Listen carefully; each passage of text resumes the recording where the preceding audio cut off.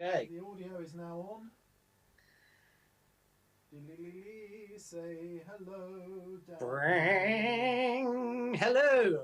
Hello.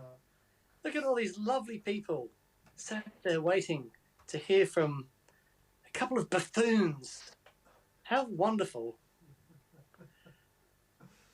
I feel like this is equivalent to a stroll in the park. What's that? This is the equivalent to a nice stroll in the park with friends. Oh no, shush you. There we go. Yeah. It's the closest thing to contact I have with the outside world. Me too. Hello everybody, welcome. Please let us know. I've just got a text message from Ainsley Lister saying it's a disease, you know, this strat thing.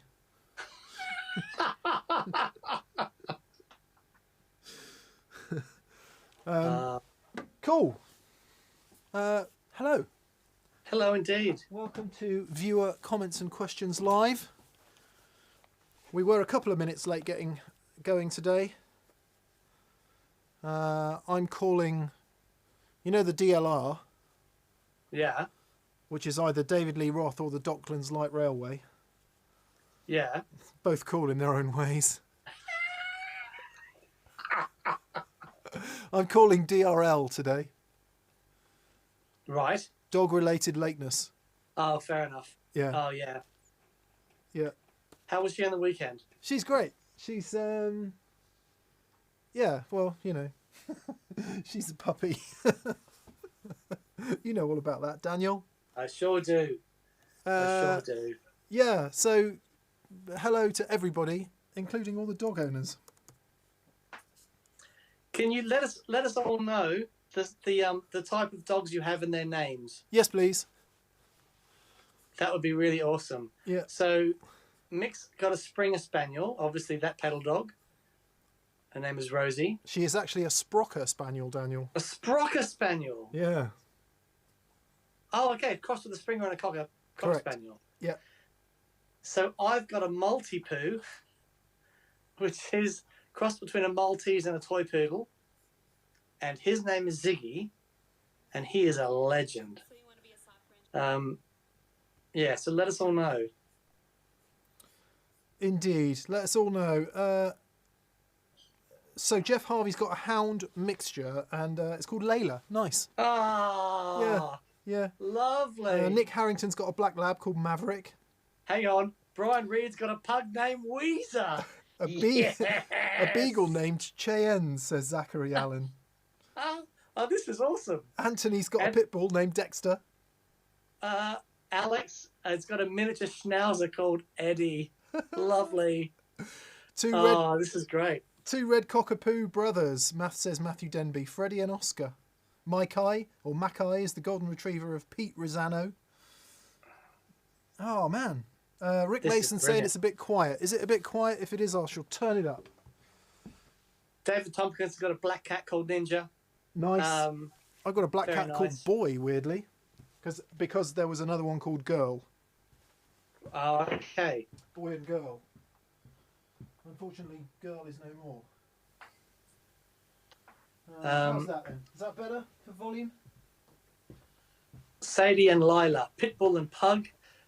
Jeff Liebeck's got a Siberian Husky named Ivan. How awesome. Awesome. And Tom Ludham's got a Chihuahua named Alva. Oh, this is brilliant.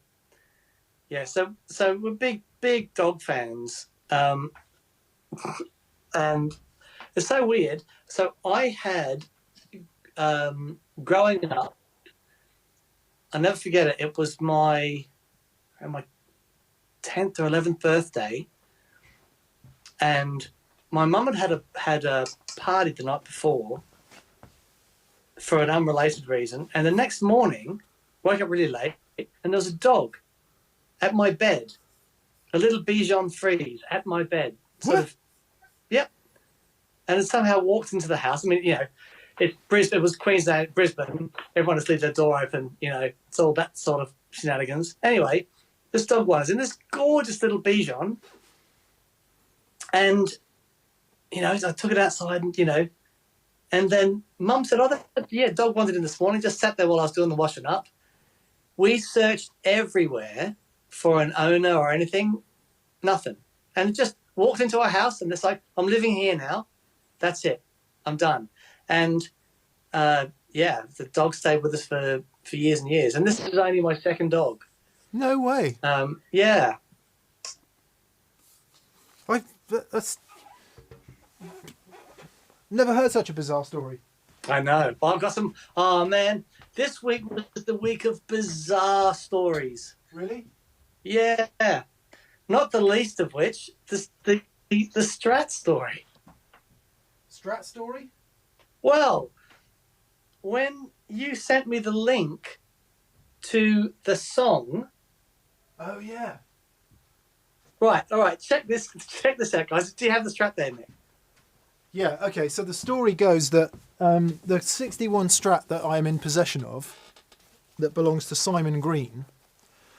Simon Green's father is a guy who had a stage name of Daniel Boone. Not Daniel Boone, the old Hollywood actor, but Daniel Boone, the pop star songwriter from, I guess, 70s, 80s, 90s. He also wrote the theme tune for Blue is the Colour by Chelsea, I think, the Chelsea football song.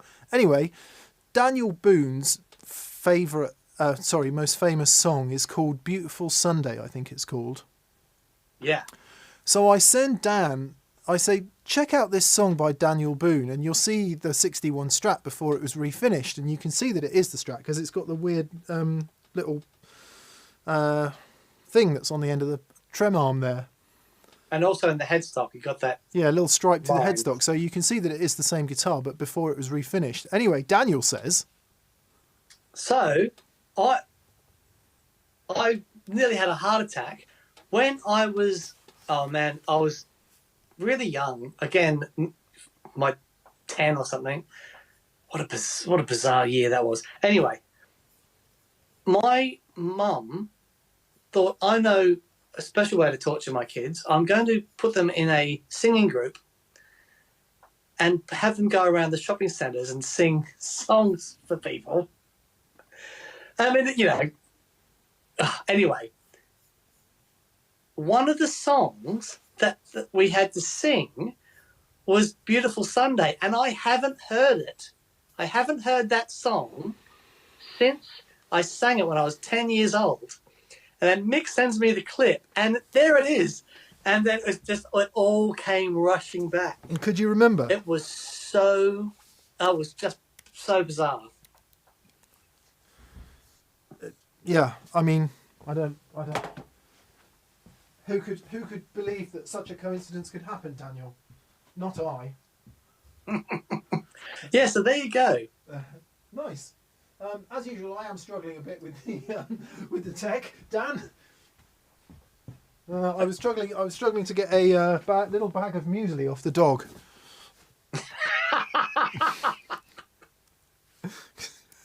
Oh, there you go. Now I can switch the cameras. Yeah, good. All right. I think we're all right. The only thing that's missing, Daniel, is my cup of tea. So why don't you read out some comments? I'm going to go get my cup of tea. Okay, go get a cup of tea. Let me get started. Here we go. Realm of Melano says, I celebrate your collaboration with other brands to make signature pedals. What are 2 more effects you'd like as your signature, and who will build? Interesting. Well, I guess in a sense, we already have a couple of irons in the fire, so I don't want to say too much. Boy, oh boy. I think Mick and I have, doing this preamp thing, that would be fun to make wow. I'd love to do a collaboration with Simon Jarrett. The issue is that Simon's got his waiting list already is, incredible. So we don't want to distract Simon from what he's doing, making magical things. But that would be very cool. I would love a CE1, like with the proper preamp. I've played so many of them, and Yeah, just not quite there. You got me a cup of tea. Thanks, mate. Appreciate Yeah, it. no worries. I've got to have two cups of tea. This goes on for ages. Yeah. Yeah, so that would be cool. What was the question? Pedals that we'd like to do collabs with. Oh yeah, blimey. It would be great to do a fuzz with somebody, wouldn't it? That would be really cool. Yeah, would be really cool. A delay would be great in time. Yeah. Well, this is interesting. So Mark Lavinish says, Simon always brings a minstrel to play, but you guys never show it any love. Have you spent much time with one? Thoughts? I need validation. It's so interesting. So Simon, if anyone that's watched the masterclass we did with Simon, and we talk about how he uses it, how his picking hand, he uses a much softer touch to give him a range of dynamics. Whereas I'm working really hard on it, but far out, it's once you've started hitting strings hard, it's really hard to go back. Yeah. And what I find with the minstrel is that it has a dynamic range which is beautiful, but I'm constantly at the top of that. Yeah. It doesn't work for me. However, the page has got, just a bit more headroom in that area. But when you hear Simon play the minstrel, it's like when you hear Simon play my Les Paul. Yeah. When I hear him play like that, I think, oh man, my guitar sounds amazing. And then he hands it to me and I go, man, this doesn't sound like this. There's something wrong. Yeah. So this is, and we're talking about it all the time. I think in terms of why we don't give the minstrel more love, Dan and I both really like the dual sort of preamp approach to Simon's pedals. So we tend to like either just a straight page boost, which is a different, it's just a straight booster pedal, uncomplicated, little bit of overdrive, but not a huge amount. That, or the kind of dual preamp setup. In fact, I'm looking at a board in front of me now, Daniel. Yeah, there you go. Hang on. Oh God, too many keyboards. So there's the keyboard, Michael. Yes, the keyboard. There's the page boost, which confusingly also comes as a preamp. Ooh. Yeah, so either that or I'm looking at a board in front of me which has got a Maiden D, which is a clean Dumble style preamp, and a 2-page DS's in one box, which is something Simon did for us called the Paso Doble, which you'll hear hopefully this week in my casino vlog. And that just sort of double stacking preamp into a power amp is how I like Simon's stuff the best. But yeah, right. The Minstrel, the Jester, the Constable as a preamp as well. They're all completely killer sounding pedals, and I think they all have a familial connection, don't they? In that touch sensitivity, in that dynamic range, and in just the sort of breadth of stuff that you can get out of them. But for all the pedals we play day in, day out, preamps and stuff, Simon's stuff just does seem to be a hair above. Yep. Yeah. Totally. So there you go. Some validation. Okay. There was a few early ones, Nick, that I missed because... Yeah, I've got them. So let's get on with it. Oh, well done. Doug Polignano. Doug, hi Doug. He says, hey Doug. I've just got my G3 set up and I love it. I've only used it in Stompbox mode. Wait. Is there a way to change the order of the pedals through the signal chain, or is it dependent on the order of the inputs you have them plugged into? Doug, you can change the order of them. You can run them in parallel. You can send them to, different outputs. All that stuff. Just go into the menu and you'll see it all there. There's also some videos on the Gig Rig channel, which will help. But yeah, and also it's all in the manual as well. So yes, very adaptable, very flexible as far as Signal Path is concerned. I think we got some internet trouble, Dan. Oh, okay. Heavens. Just really boring. Is it not excellent anymore? It's poor. Oh boy. It's really interesting, we got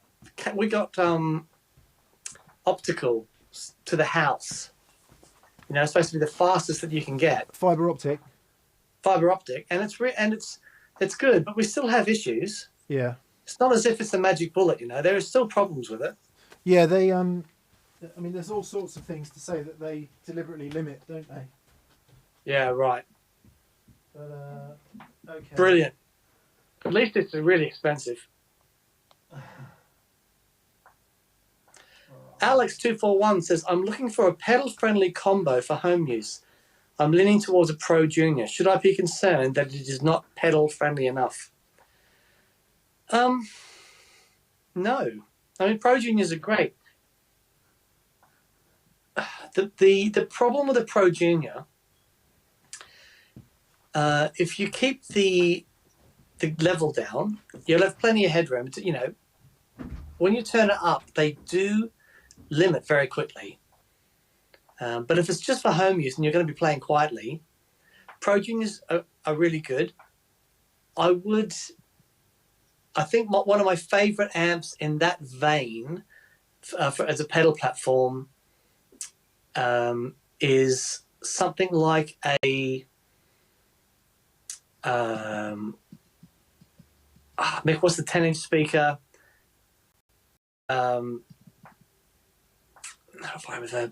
What's it called? Princeton. For that sort of thing, I'd prefer a Princeton than a Pro Junior personally. I think that yeah. I just think they handle pedals beautifully. You still turn it up and give it, I mean, far out. Princeton turned up, nothing like it. But the Pro Junior is great. When we were at Analog Man with Mike, had a Pro Junior plugged into a 4x12 and it was epic. So yeah, they're great. But you know, also have a look at a Princeton. There you go. This is one for you, Mick. John Hubb says, I own a McCarty and love it. Looking at other shiny McCartys, how can I justify owning multiples of the same guitar instead of getting different ones? I currently have 4 and a bit strats, 5 and a bit strats. So I just think you have to. Mate, we might have to kill this. Oh, you're kidding. Yeah, oh, hang on. Looks like we might be back up again. Brilliant. It's saying... I don't understand. Sorry, everybody. It's so boring. It's so unbelievably boring. Yeah, John. You get 2 guitars made side by side, one serial number apart. They can be vastly different instruments. Every telly that I've got is a different animal, regardless of how close they are in design. Yeah. So I love tellies, and you know, I don't think I really have the need for any more. But you know, there come a time, you know, I might find an old early '60s telly. That's great. The 65 is beautiful. I love it.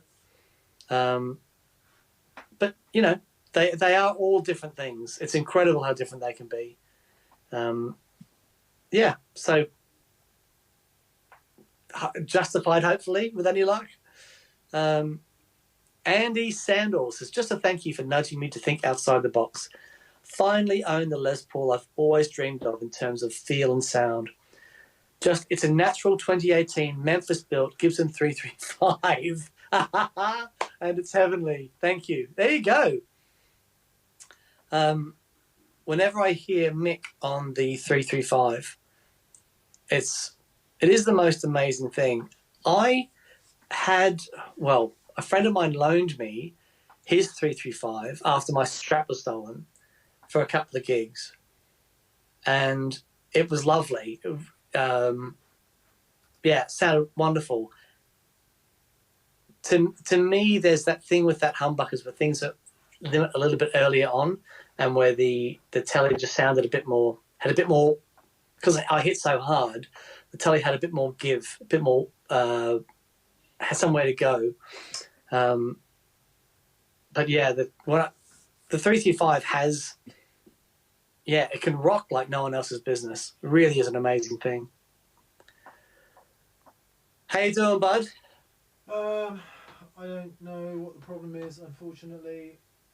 I'm just going to try some. Apparently, we're getting better. Not as bad as it was. Okay, working well. Not as bad as it was. It's coming and going, but it has improved. Better now. Better now. All good on my end.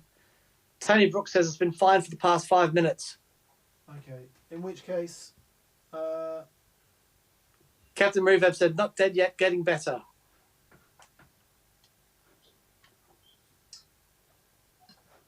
yeah. What I don't know is if.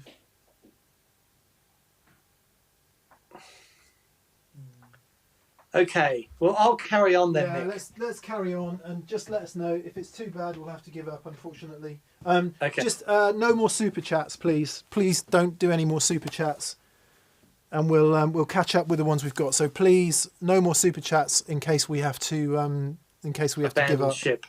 Yeah, I think Okay. the truth is the whole world is online. Dennis Flock says, hey, fellas, -2 degrees Fahrenheit, which is minus 19 degrees Celsius here in Chicago. Flippin' heck. Yeah. There were all the Canadians going, Pollution that's the Blood nothing. says minus 35 C here. Yeah. Where are you? Yeah. I mean, where Joey lives, it gets that cold. Oh, man. Yeah, I mean, it was pretty icy this morning. I reckon it must have been -5, -6 with the wind chill, which is nothing for you people who live in really cold places. But it was icy cold walking the dog this morning. The coldest I've been, I think, was -12 in Beijing. And that I walked outside.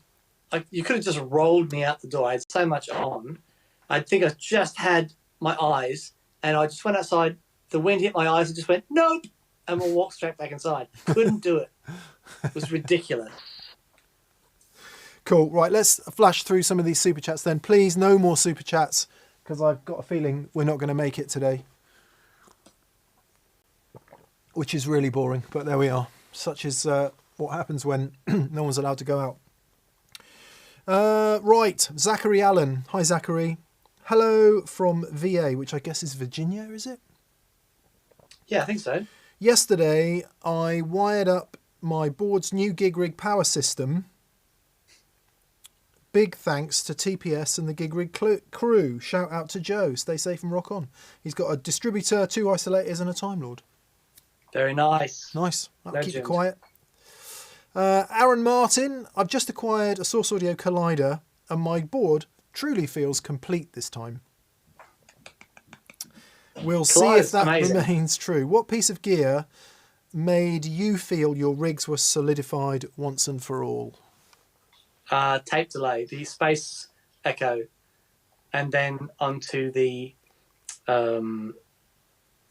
echo fix. But yeah, as soon as I got the tape delay, the space station, and that small tank reverb, and there, it's like, yeah, this is it. This is as good as it gets. I've never even got close to experiencing that, so I have no idea. Tony Ambrosi has not put in a question, so Tony, maybe there will be one from you to come. Again, please, no more super chats. Gonzo Pew Pew says, hi guys, I like my WetDry V40, but I'm looking for an amp that feels bigger and better. What would you recommend? Would it be a 140? Would it be a 2-rock? If so, what model? Yeah, we would recommend the WetDry V140, which to me sounds bigger anyway than the 40. I think you'd be hard pushed to say better because that's a, it's a different thing. But it's what 2-rock would you recommend, Mick? The traditional clean, if you want the clean platform one, or Right. a studio signature will be, even the 40-watt one will be considerably more headroomy than the WetDry. Mine is a classic reverb signature, which does have, wherever it is over there, which does have a lot of clean headroom, but it's a bit like a supercharged super reverb, so it does go into overdrive more quickly than the traditional clean does. But Right. yeah, but of course they're insane money. So try a V140 if you can, because it's a blinking brilliant amp. It is amazing. Loads Well, of I heard headroom. Joey on that amp. That far out, man. It's Yeah. epic. Yeah. So the, good. The other thing to try, if it's not feeling bigger, you could try a different cab. What cab are you running it through at the moment? That's a big question. I know if you've got the 212 cab, it comes with the 65 watt creamback speakers. And for bigger, sort of huger tones, the 75 watt is a better choice for that because it's just got a bit more headroom and isn't quite so sort of barky, woody sounding. The other thing is turn that master up. If you haven't done that, turn that master up and don't be scared to turn it to 10. And you'll find that it sounds pretty big in that environment. If you've got the master like right down kind of low and the preamp gain up, it is gonna sound a bit thin in that setting. So turn that master up, see how you go. This is a really interesting question from Vivas Patil. He says, why do you think so many guitar makers make Strat-style guitars that brilliantly capture the sound and vibe of Fenders, but very few guitar makers have managed to come close towards capturing the vibe and feel of the Les Paul? Yeah, interesting. I don't know how much I agree with that.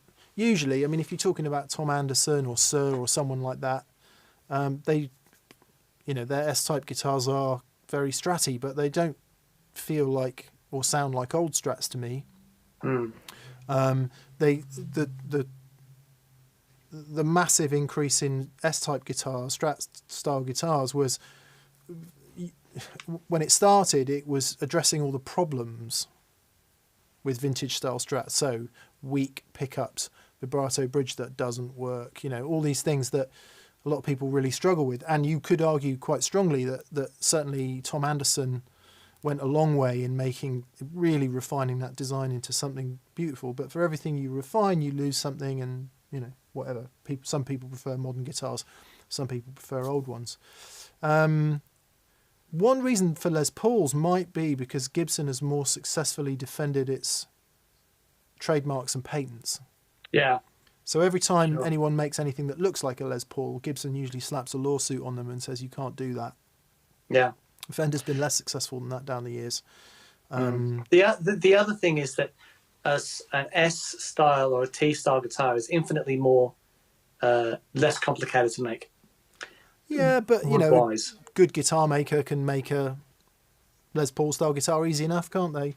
Yeah. But if you think of the whole ethos of when Leo started making tellies and that, 2 bits of wood bolted together, it was supposed to be a really simple manufacturing thing. True. Whereas think of the way that the headstock works on a Les Paul, and you've got to have different bits of wood. You can make one bit of wood can do a neck on a telly or a Strat.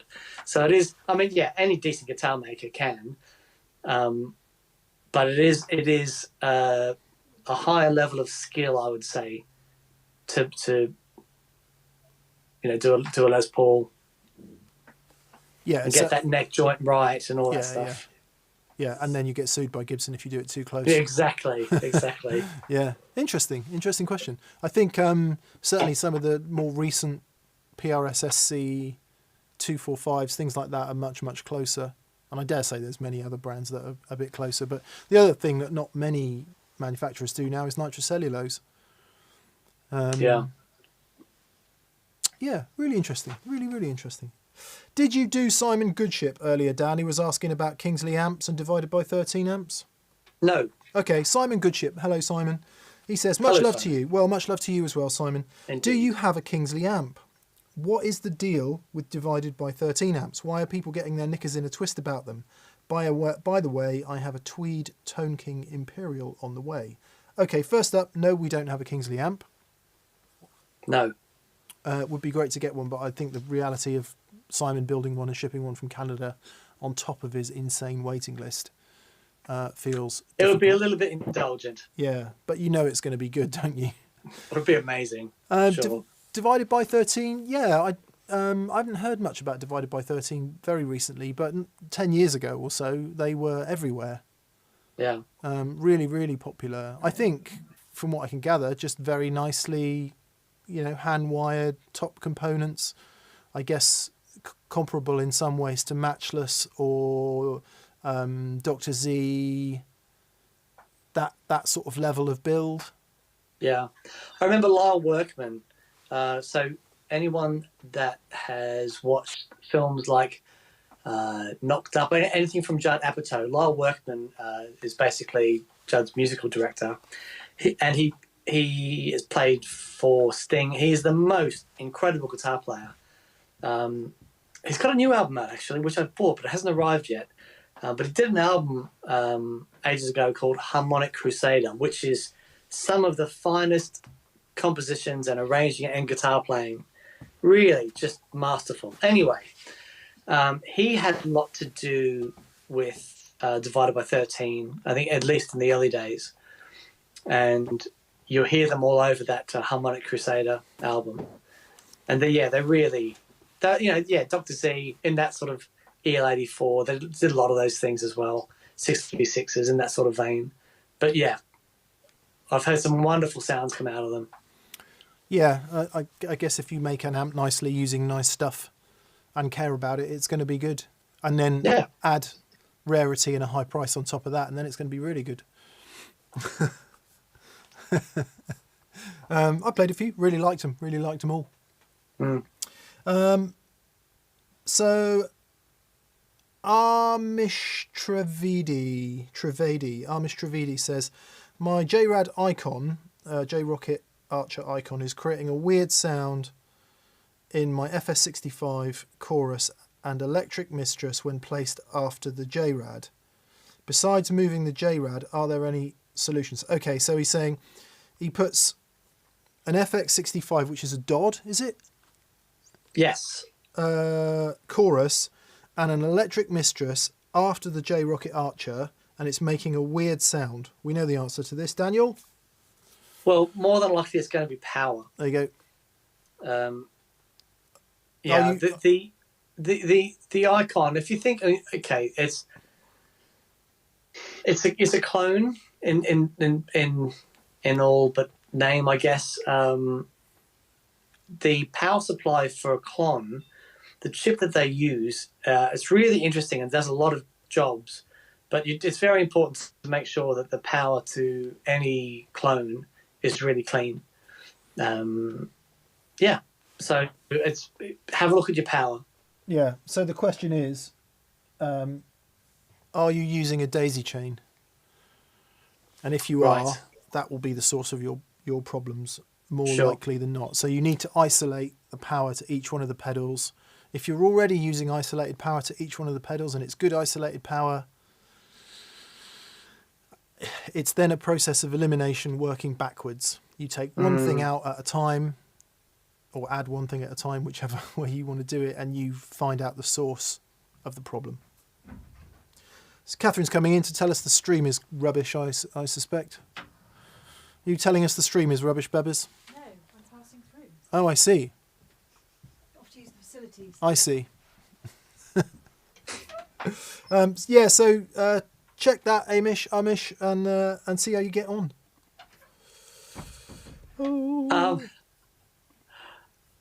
From Paul Sweezy, Mick, favourite amp to record that doesn't gig, and fave amp to gig that doesn't record. And Dan, favourite sweep and sub. Mine is the Della Riva X Sweep and the Kimura from North South. Started first band at 30 because of you guys. Well, Paul, awesome. I'll let Mick go first. So, Mick, favourite amp to record that doesn't gig, and favourite amp to gig that doesn't record. Any single amp, any small amp. So anything under 50 watts for me, really, or might be less than that. But there's quite a lot of little amps that I really love to record with because they sound so great when you crank them up. But they're totally useless for me in a live environment because they're not loud enough, and I can't get the love out of the guitar that I need. Mind you, here's us remembering what it was to play a live show. So yeah, any small amp basically. Whereas there are a lot of people who gig small amps, mic them up, absolutely love it, but I just can't do it. There's just not enough headroom there. Favourite amp to play live that doesn't record.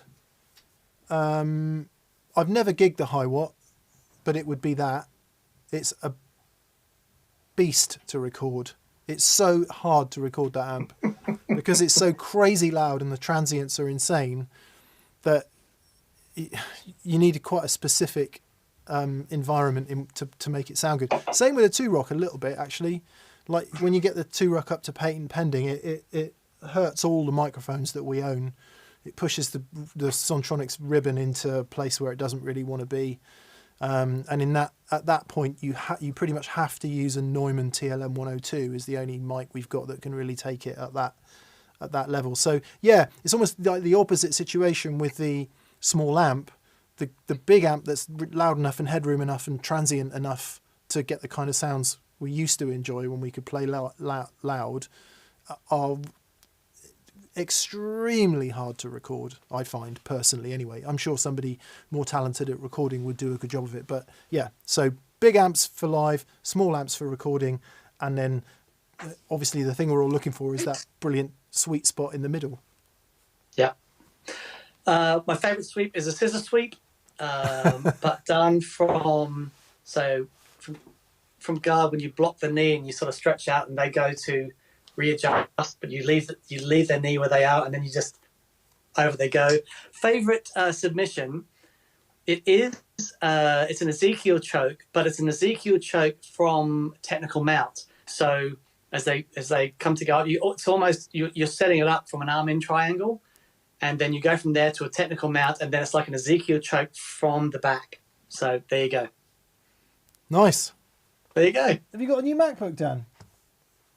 No, it's just called Dan's new MacBook. Oh. Got some plugins open there. Something. Sorry? Got some plugins open there. I do. No, I've been recording. Nice. Is that what's the blue one? Is that the Korg SD delay? Yes. Nice. Yeah. I needed a serious long delay. There you go, people. If you can't quite see what's on Dan's screen, you can peer in now. Let me see if I can identify them. Top right, Teletronics LA2A. Yeah. Bottom right, Neve 1073. Yeah. Space Echo down the bottom in the middle. Yeah. The Korg SDD 3000. Yes. And I don't know what the other one is. Is that the phase corrector thing? That's the Master Desk Classic. It's nice. A mastering thing. Nice. Yeah. Okay. Did we actually answer the Pro Junior not pedal friendly enough question? Oh well, yeah. I said the Pro Junior is really good, Alex. But I suggested that he also has a look at a Princeton. Yeah, I really like the Pro Junior. It gets so when you say pedal friendly, usually what you mean is it's overdriving so much that the pedals kind of get consumed in the overdriving sound of the amp. That's normally what you mean, or what we mean when we say pedal friendly. You know, the idea of pedal friendly is usually a sort of higher headroom, cleaner sound, so that your delays aren't all squishy and all of that. So with the Pro Junior specifically, it depends how loud you run it. If you run it, yeah, exactly. If you run it fairly quiet and fairly balanced sounding on the tone setting, it's a fantastic pedal platform. If you crank it into a ton of overdrive, then it's a fantastic pedal platform, but it's more a taste thing at that point. Is that fair? Very fair. Okay. Any amp can be a pedal amp. It depends what the pedals are. Yeah, indeed. In fact, I've had an idea for a video that I wanted to call "Why Pedal Demos Are a Total Waste of Time," and I decided it could be our Gerald Ratner moment. So I thought instead I was going to call it Klon Centaur 5 guitars and 5 amps. And I wasn't going to change the setting on the Klon at all, but change the guitars and amps. And the 5 tones will be so unbelievably radically different, you simply wouldn't believe it was the same pedal. Yeah. Yeah, that's great. That's, you know, Dan has always said, ever since we started doing TPS, pedal has no sound. Yeah, I mean, it can certainly sound radically different in different rigs. And I in the way that Coca-Cola wanted to teach the world to sing, I think TPS would like to teach the world that your pedal's going to sound radically different into different amps with different guitars. Yep. So, Very good. Anyway, Jürgen Burker, or Boke, has super chatted but no question.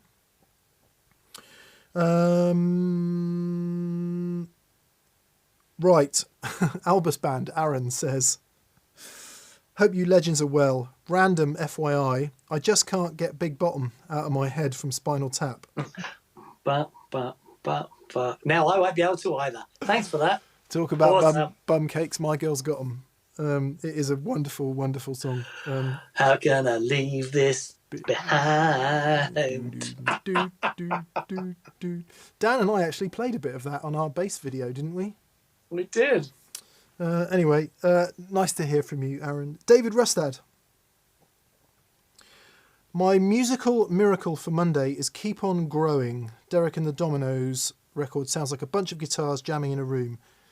Actually, there's 5 Clapton parts laid in a row without listening in between, only the drums and bass in monitors. Oh, that's kind of interesting.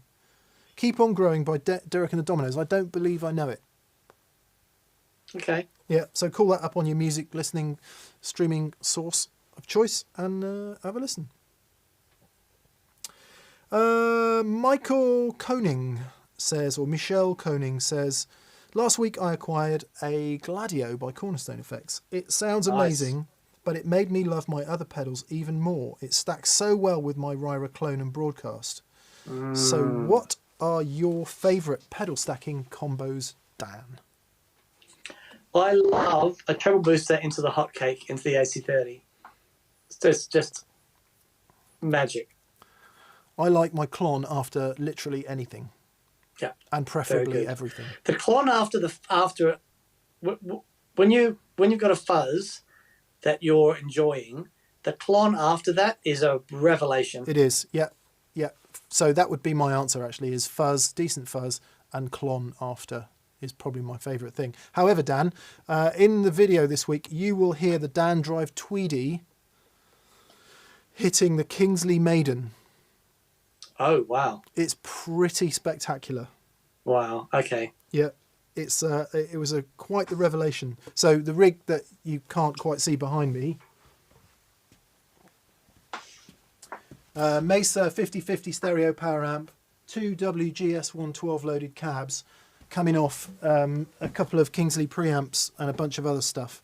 You'll hear it this week in the vlog if I can actually finish it in time. As you can see, the guitar still has the old pickups in it. So that's as far as I've got. I've recorded all the pre-sounds. Oh, cool.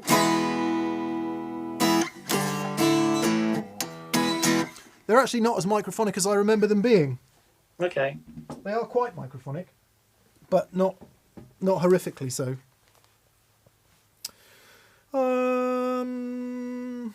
What about non-overdrives, Dan? Favourites pedal stacking combos that aren't overdrives?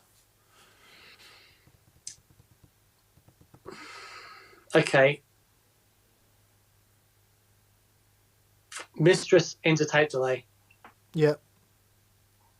Heaven. So Electro Harmonix Electric Mistress Flanger Filter Matrix into which tape delay? Space Echo. Nice. Oh, man. I'm going to say the Free the Tone Future Factory delay into the Chase Bliss CXM 1978 reverb. Very good. That is also on the board that's in front of me now, and I cannot unhear it. Yeah. Just can't. Actually, this will be interesting. Yeah, so special. Let's see if this works. But it won't. Because we had that problem with pedal cam, didn't we? We did. So let's see if we've still got the problem with pedal cam, which I'm pretty sure we have. Are we still buffering? Is everything okay? Oh, I think something quite scary just happened. Oh, heavens. Careful. Yeah, could be really scary, Dan. Could be really properly scary, this one. Let's see. Yes, the signal that it's sending is really screwy. Okay. Anyway, nevertheless, you can see that you'll be able to see the the pedal board that I keep talking about anyway, even though something is really screwy on the colours. There you go. No idea why the colours are so bad, but what you've got there is Dan Drive Tweedy, Kingsley Maiden, which looks brown but is actually blue, Kingsley Paso Doble, Free the Tone Flight Time, CXM 1978 Reverb, and the special edition yellow Harmonious Monk, which is actually blue. So yeah, you'll be hearing that this week. Fabulous. I don't know what's wrong with pedal cam. Poo Ninja says coming in 5x5. That's great. Thanks, mate. I think it's sending some sort of weird format on its HDMI send. Anyway, this is all boring. Right, David Allman says, sorry for a general question, but for an acoustic guitar, how important is it to use pedals designed for an acoustic running into an AER? Thank you. Okay, so it depends on the pickup system of the guitar.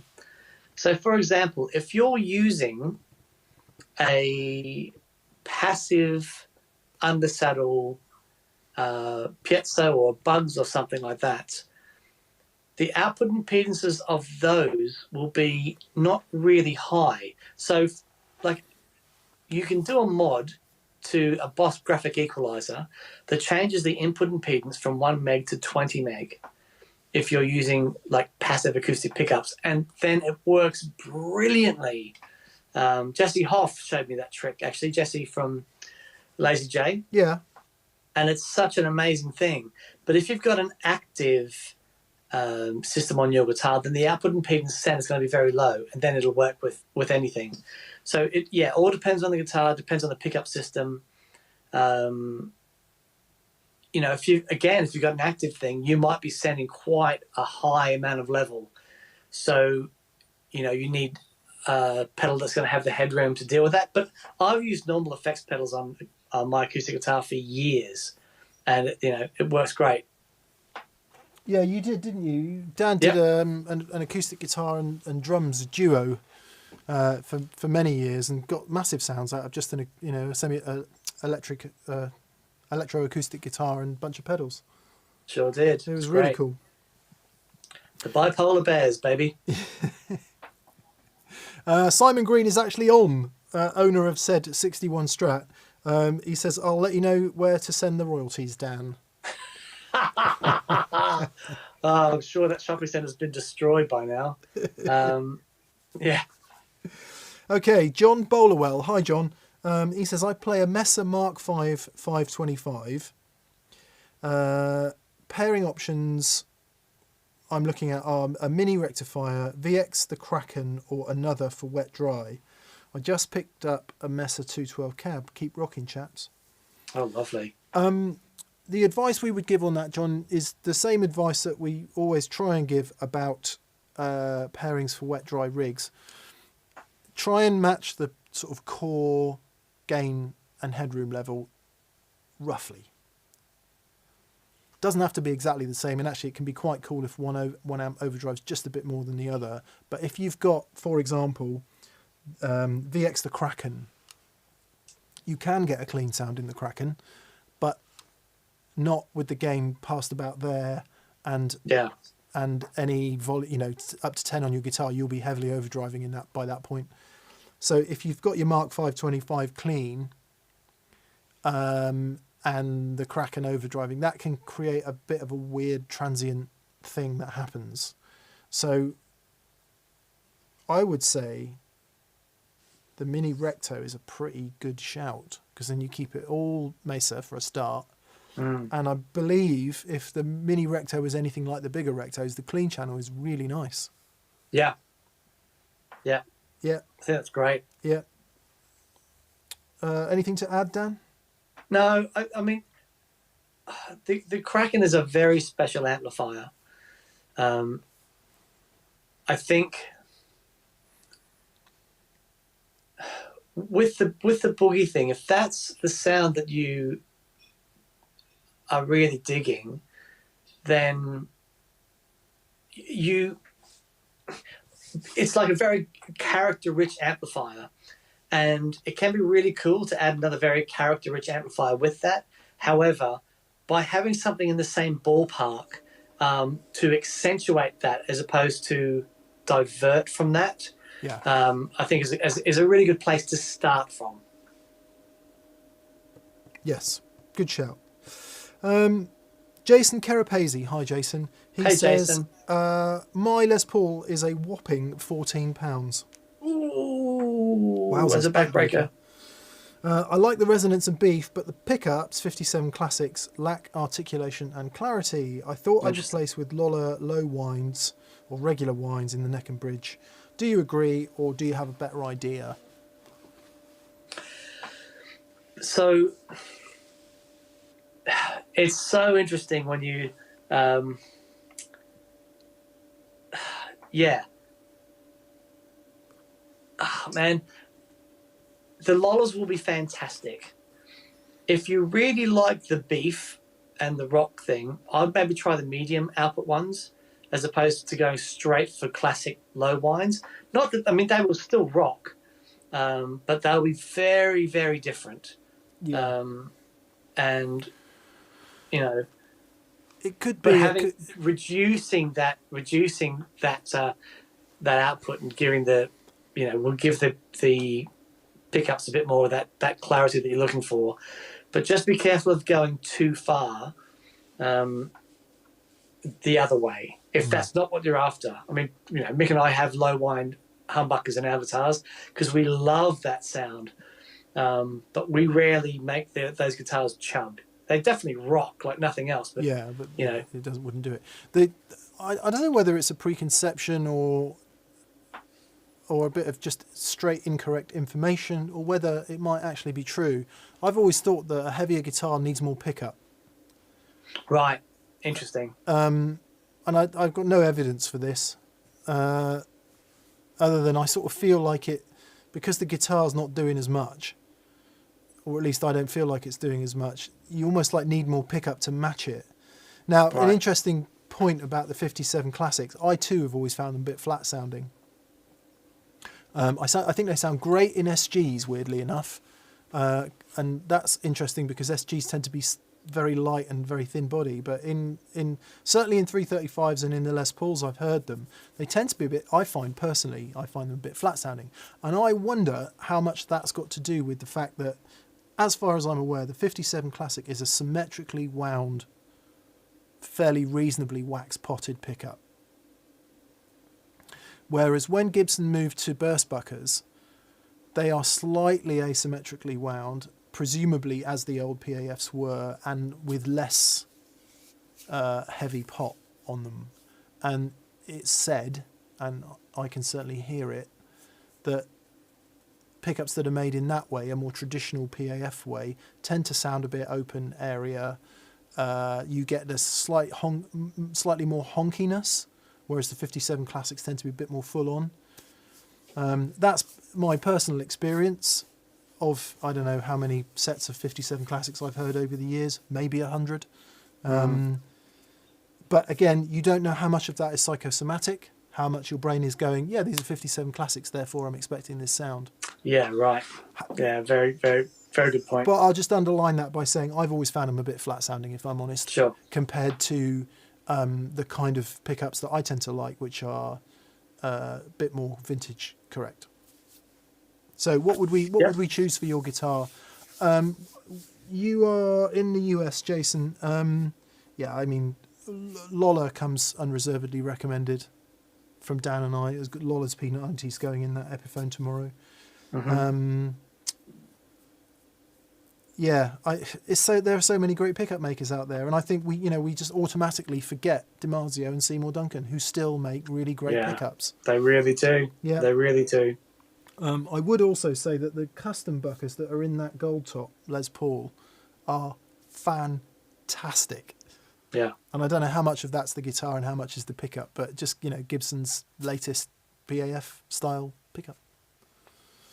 Very good. Yeah, so I don't know if that helps or if it doesn't help. Brian Galley, or indeed Brian Gailey, says, Mick, I'd love a vlog on the piano lesson you received from a friend.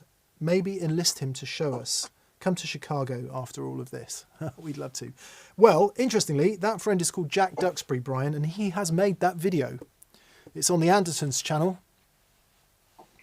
Wow. Yeah, I was looking at it the other day and I saw him. He basically gives exactly the same lesson he gave me. So go on to Andertons, look for Jack Duxbury. I don't know what the name of the video is, but he's basically showing me everything. He's doing on video everything he showed me. Jack Duxbury, JackDuxur. AKA legend. Yeah, Jack Duxbury on the Andertons channel. Look for Jack on there and you'll find that piano lesson. Yeah, total ledge. Iron Wolf 1776. He says, I've got 4 cats. Field Marshal Montgomery, General Eisenhower, General MacArthur and General Lee. Very good. Just you can see them coming for breakfast, playing reveille in the morning. Yeah. They're all coming down for breakfast. Yeah. Brilliant. Shall we send some troops out today, cats? No, I think I'm just going to lie on the sofa and Lick myself. yeah, chill out.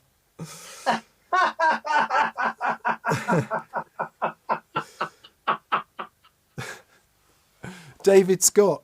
Hi guys, what are your thoughts on noiseless pickups, specifically Fender N3 and N4? Keep up the good work. I've never been a fan, David, if I'm absolutely honest. I think because I'm so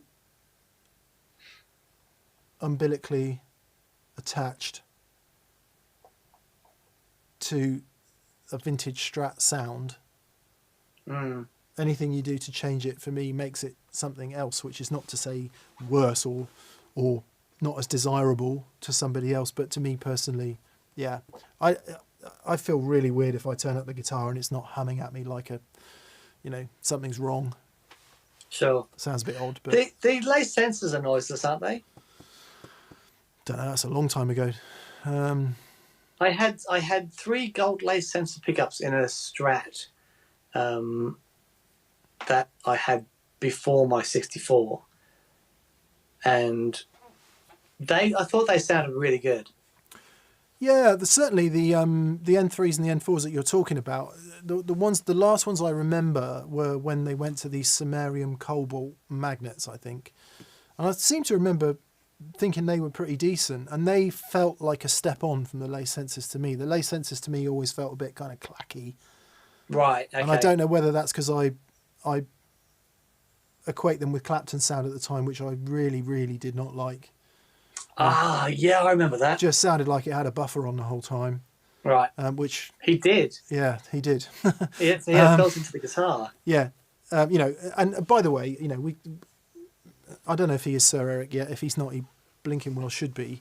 I'm talking about Eric Clapton's sound compared to the sound he had, Derek and the Dominoes period, Cream.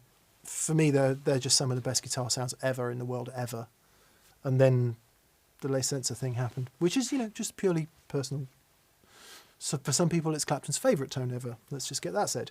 The noiseless pickups that I think are really worth checking out are the Fishman Fluence ones. Yeah.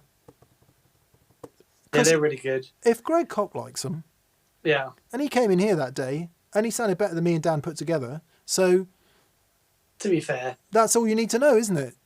Yeah. No, they're really good. Tell you what, if Kinman pickups in Australia have got some decent ones as well. They've got a really nice noiseless P90. But at some point, I'm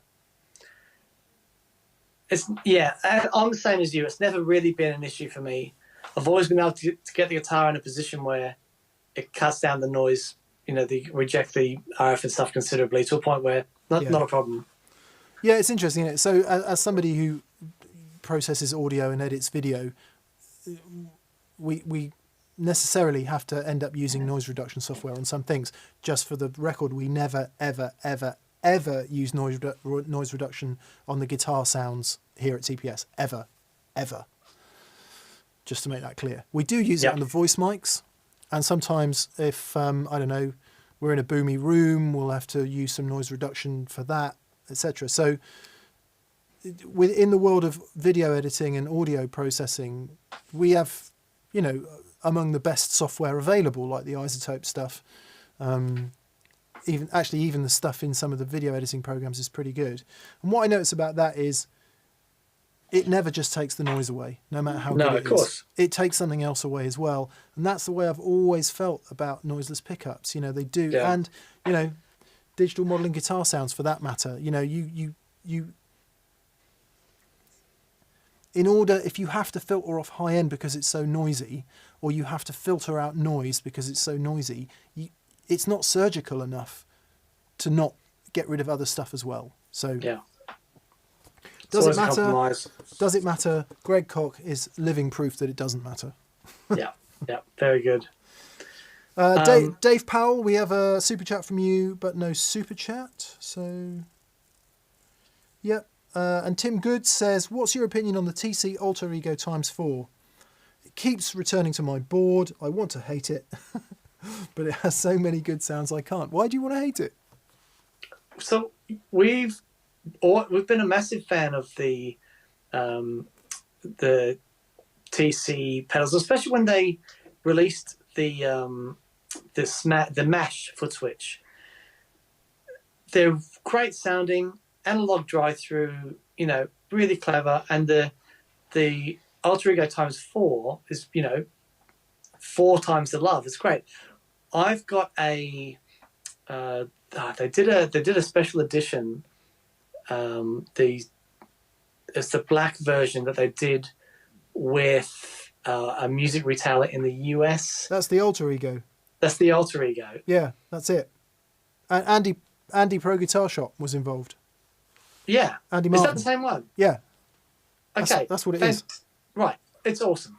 Yeah. They've done a really great job. They had a bunch of, you know, fantastic old delays that they modelled them after. Yeah. Really, really lovely. I think there's a lot of that stuff. I mean, you could talk about the dear old Line 6 DL4 in here, where for sure it's not the clearest, most pristine, non-tone sucking, beautiful delay you've ever heard, but It has millions a vibe. of people really love it. Yeah, You know, Bill Frisell, I think maybe even to this day, because it's got a thing. It's got a thing. Yeah, really And does. Well, I think the Alter Ego's in that camp.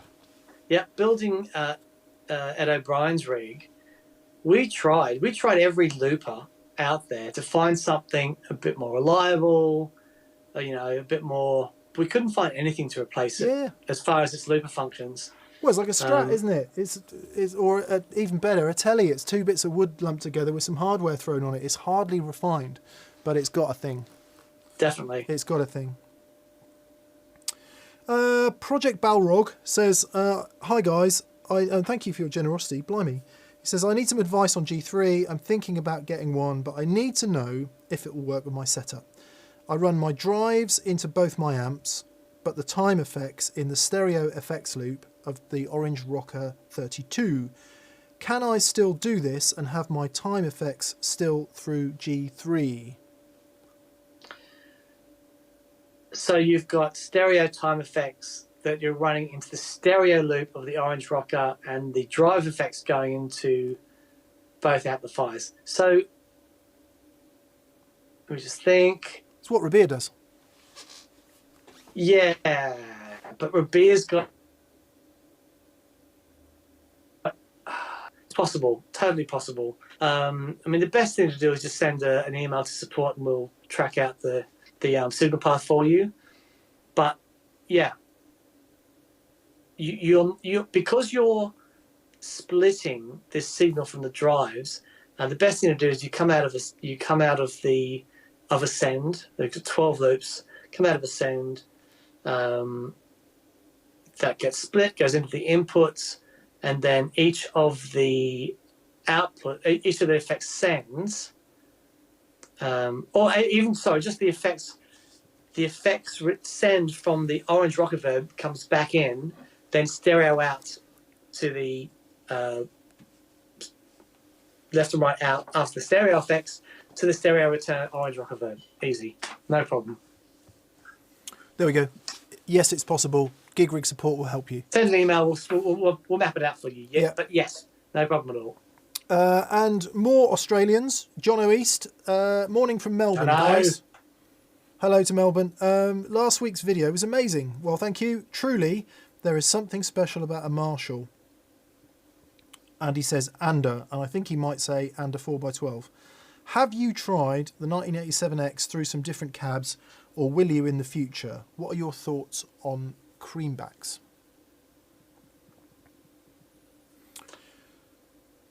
Have we? I can't remember. Sure we have. Yeah, I have used. Oh yes, the 2x12 with the rubies in. Yeah, I've used it through two different other cabs. One is Dan and I had a Zilla cab made with Celestian Ruby, Alnico Rubies. And the Alnico Rubies, to us, sounded pretty awful on most other amps because they just roll off an immense amount of high end. We were expecting like a 35 watt Celestian Blue, and it's really not that at all. It's quite different, rolls off a lot of high end. And I thought, this is going to be perfect for the 87X because the 87X has the hateful bright cap still in it, which actually, once you wind it up, doesn't matter. But down at low volumes, it's really awful on the high treble channel. So actually, paired with the rubies in the Zilla cab, it works really nicely. Works lovely. Yeah, so the Celestian Alnico Ruby, it works really well with. And secondly, a fantastic sounding cabinet that we have is the Hughes and Kettner Vintage 212, which they don't make anymore, which also has greenbacks in it. And it just sounds brilliant. Everything that we've plugged, we've plugged that cab. What am I trying to say? Everything that has been plugged into that cab, it sounded epic.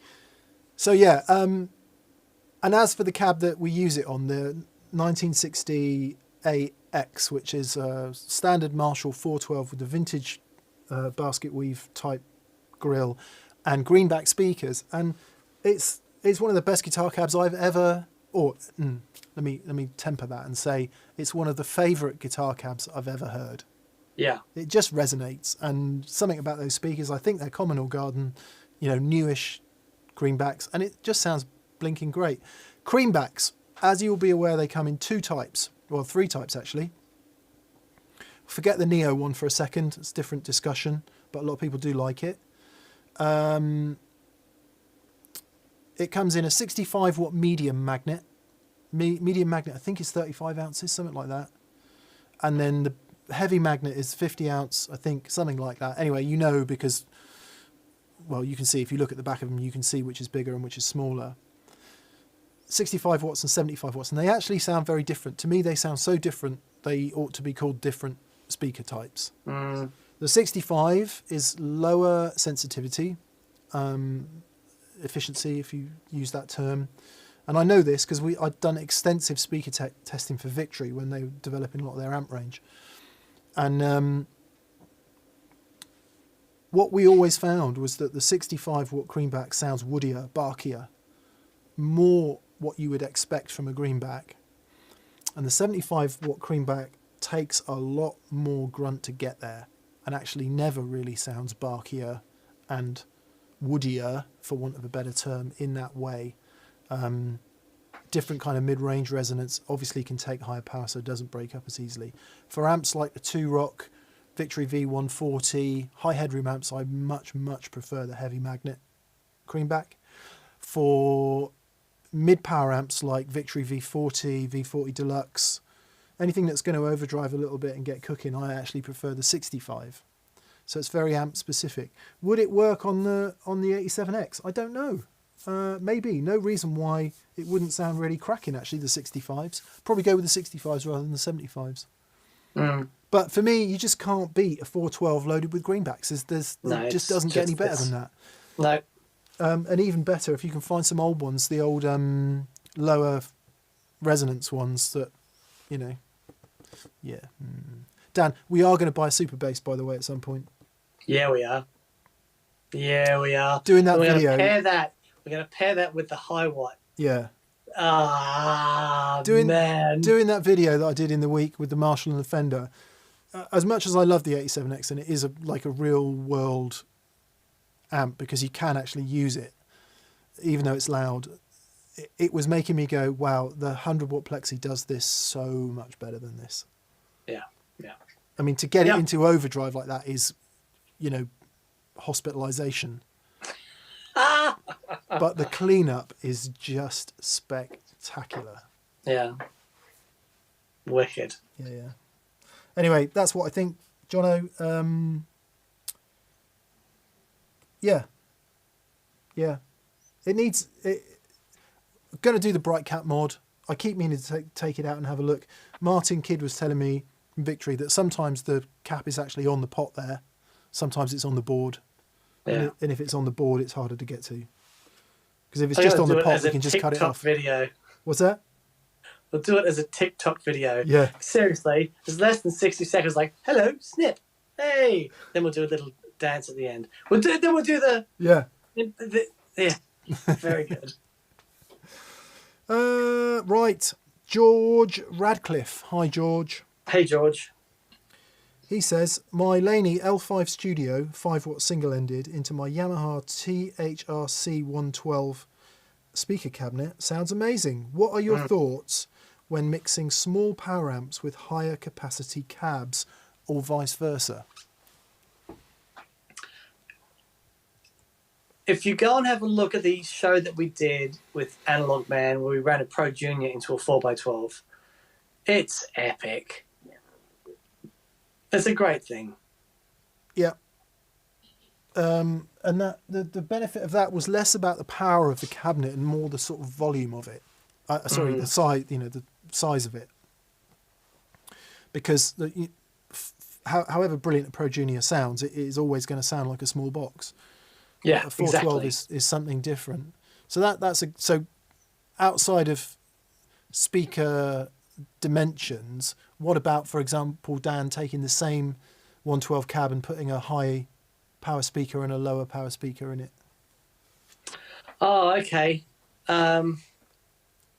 So you've got different... It's tricky that because you have such different responses from the speaker, and it can sound a bit confused. Transients can get messed up. You get one speaker that, again, depends on the volume, depends on how you're running the amplifier. Yeah. But if you're running the amplifier to a point where it will push the low-powered speaker, but not the high-powered speaker, then it can get a little bit tricky. Yes, because you need to be a bit careful with the power rating. I do find, though, that so for playing loud, I really like what you might call a high-efficiency speaker. So those WGS12Ls that are in those two 112s there are a bit like EVs, 200 watts, quite efficient, so they stay loud and clear. Really lovely speaker if you like playing loud because they just maintain this clarity. But actually they can be a bit of a pig to record because at lower volume they're a bit flat sounding. So if we've got a more powerful amp, even a 100 watt amp, Dan and I won't blink at plugging that into a 15 watt greenback Celestian Blue as long as you don't turn it up to the point where it's getting too many watts. But you can make the speaker start working a bit earlier, and you've got it with guitar amps. You've got to be really careful because those transients, even though it's not very loud, can still be putting out a lot of power. Yep, totally. But yeah, I mean, to your general point, I think a lot of people just think about guitar cabs as a kind of box with a speaker in it, and it doesn't matter which one you buy, it's going to work. The difference is just so radical. It's colossal. Yeah, definitely. I mean, one of the things with buying a combo amplifier or, buying a head and cab together once you've played it, you've played it, you've heard it, you like it. It's another thing to say, well, I'll buy the head and then I'm just going to mess around with a bunch of speakers and see which ones I like. That's a great thing, and I do it all the time, but you need to have, you'll go through a lot of speakers before you find the right one for the amplifier. It's one thing that amp designers spend a lot of time doing, matching the speakers for their amplifier. Yeah. You speak to, I remember talking to Martin Kidd, just about the how much goes into finding the right speaker for the amplifier and the sound they're designing. Yeah. It's a big deal. It's like, with my matchless, it wasn't until I got the matchless cab. It's like, there it is. There's that matchless thing. Yeah. The best cab, apart from the actual matchless cab, was the Hughes and Kettner. Yeah. Which sounds great with everything. But, we tried a bunch of different things. But it was when we got the matchless cabs, like, yep. There it is. Because they've spent so much time pairing those speakers and, crafting that sound. It's a big deal. Yeah. I mean, I think a lot of people think it's phooey, but the right type of wood for the enclosure, how it's braced and strengthened and all of that, it makes a massive difference. Remember, I've been to Mesa Boogie a couple of times in Petaluma. Watching them design and make cabs is off the scale. I mean, the lengths they go to tune those cabs. Yep. Very nice. Amazing. Quick one from Tom. Tom says, have you ever tried one of the Boss Nextone or Blues Cube amps with pedals? Yeah, we did it in Japan. It's in there's a video on them. Us play the Nextone amps. I think we've done the Blues Cube and the Nextone on the show, haven't we? I don't think we've done the Blues Cube. Didn't we do Hot Rod Deluxe versus a Blues Cube years ago? Back in the old place? I'm not sure. I think we did. Anyway, yes, we have played both of those amps with pedals. Dan and I think, both prefer the Nextone, don't we? Yeah, I thought the Nextone was really good. Yeah, really decent sounding amp, that. Yeah.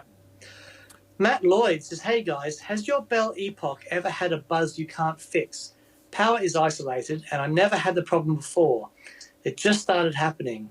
And it's with that pedal, as removing it solves the problem. So, Matt, it's really interesting. It may well be that pedal. What I would say is, if you put the other pedals in bypass, and then one by one remove the power from the other pedals, it's so interesting. Sometimes you'll have a problem in a pedal at the start of the chain, and it only shows up in a pedal 3 down. Yeah. None of these things live in isolation.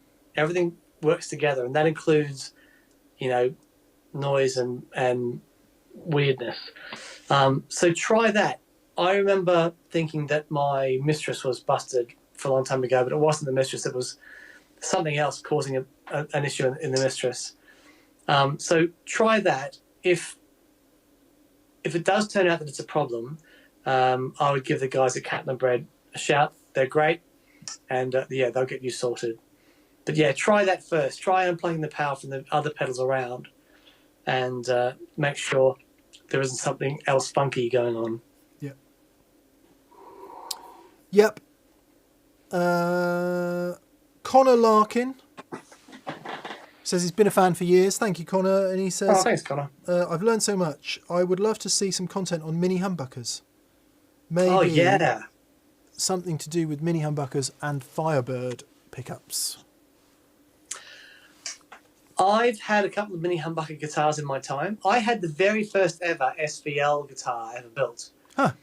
And it was a Telly that had mini humbuckers, a T-style guitar that had mini humbuckers in it. And it was great. I used that guitar for ages, and then there was an SVL collector who offered me some cash for it, and I was a bit broke at the time, but it was great. I also had a Les Paul Deluxe. Did you? Yes. Was it gold? No. Sunburst, Les Paul Deluxe. 2-piece body. Yeah. That thing with the mini humbuckers in. And I'd heard, I think it was like a Simon Jarrett thing. I'd heard someone play that guitar. I thought, that's amazing. I grabbed it, and for the life of me, I couldn't get it to work. Just couldn't get it to work. Ian Harvey from Delamitri is the person I always think of when it comes to Les Paul Deluxes. And he gets some pretty great sounds. I think the show we should do, Dan, let's get a Les Paul Deluxe off somebody, a couple of Firebirds, Novo. Yes. And leave it there, because I think that'll be a lot of comparisons. Okay. So like a Novo with mini humbuckers, an original Les Paul Deluxe, a couple of Firebirds with Firebird pickups, and we'll compare them to the great and good of what we play week in, week out. Lovely. I'd love to do that. Lovely. Would love to do that. Okay, so if you've got a Les Paul Deluxe you're willing to lend us, I guess we could borrow a Firebird or two off Dave, could we? Yeah. When we can do that, yeah. Get him in, hang out for the day, borrow the guitars. His Firebirds are amazing. He's got, I think he's got all of them, all the models. Yeah. And, playing spirits with him when he was doing a solo on his Firebird. Very special. Really cool. This is interesting. Ben Butterworth says, "Hi guys, do Collings electrics ever go up in value over time? And any chance of interviews, even over Zoom, with Johnny Marr or David Rhodes?" From Peter Gabriel. Nice. Well, I've built a rig for David Rhodes. I built that rig when he was doing the Kate Bush gigs. And it's really interesting actually. He said he was playing with Peter. They were doing a gig in Frankfurt. And he said, "I'll come out and say hi." So I flew out to Frankfurt, and I was on the So tour. And he's so good. He's such an amazing guitar player. And the gig was epic. And then we talked about doing this is what the rig's going to be for. Oh, actually, no. I was sworn to secrecy. He told me all about the rig he wanted, but he couldn't tell me what it was. And it was... I got a text from David to say, "Hey, what are you guys doing tonight? And come down to the Hammersmith, just you and Martine." And it was, of course, Kate Bush. Huh. And we went to the family and friends showing when it was so good. But yes, so met David, and Johnny. You've met Johnny a couple of times. I have met Johnny a couple of times and been lucky enough to hang out with him while he's been messing around with guitars and playing around and stuff. He's one inspirational human being. I would love... I'm desperate to have him on the show. Yeah. I will... whatever needs to happen to get Johnny on the show. Yeah.